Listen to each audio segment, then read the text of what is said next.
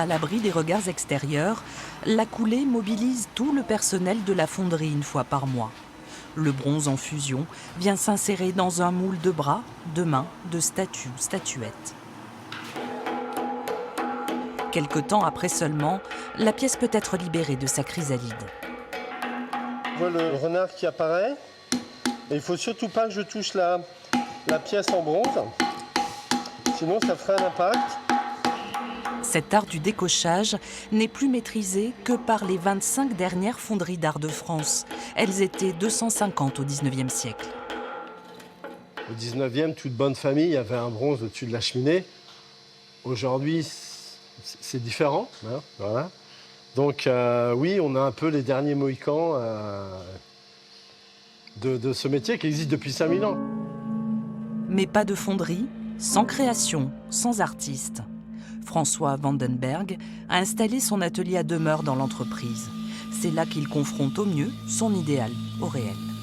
Au début, on ne sait pas jusqu'où on peut aller dans la demande technique qu'on va faire auprès du fondeur. Donc on se limite. Après, il ne faut pas non plus lui rendre la vie impossible. Il y a des choses qui sont... Par exemple, ça, dans l'espace, ça ne peut pas tenir.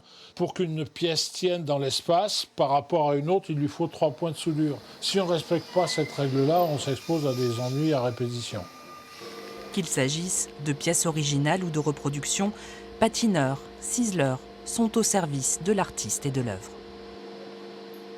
Bien souvent, il y a l'artiste qui vient quand même valider pour dire mais là, je préférerais que la mèche de cheveux elle aille vers là.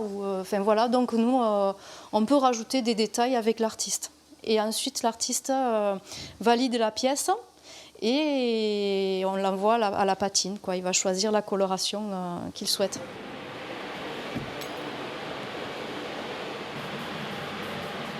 Alors voilà, on entend le petit pchit là, je sais pas si... c'est que la pièce est assez chaude et du coup la patine prend. C'est vraiment une réaction qui se fait.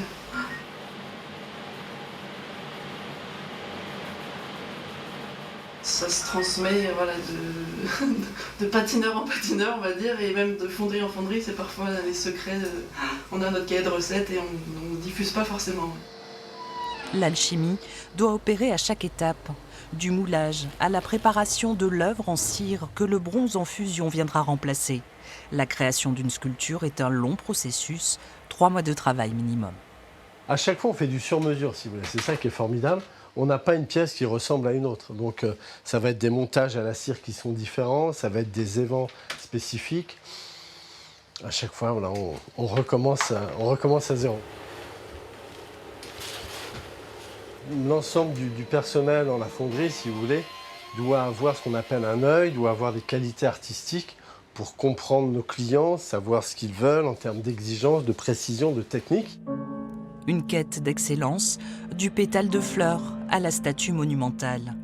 Des savoir-faire en voie de disparition, mais encore vivants et reconnus sur la scène de l'art classique ou contemporain. Les trophées des Molières 2025 ont été commandés à l'atelier de la fonderie du Lauragais.